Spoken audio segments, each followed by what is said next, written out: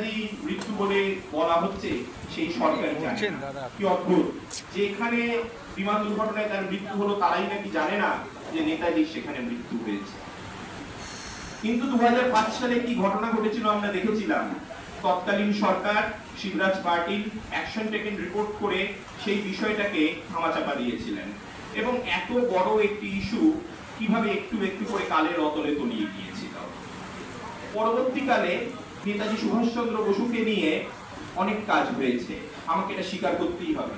বিশেষ করে মাননীয় রাজ্য সরকারের কাছে আমি কৃতজ্ঞ, কারণ 64টি ফাইলকে তারা ডিক্লাসিফাইড করেন এবং আমি নিজে মানিকতলায় সেই ফাইলগুলো দেখেছি পুলিশ মিউজিয়ামে। যথেষ্ট গুরুত্বপূর্ণ নথি তাতে রয়েছে এবং কেন্দ্রীয় সরকারও 303টি ফাইল ডিক্লাসিফাইড করে।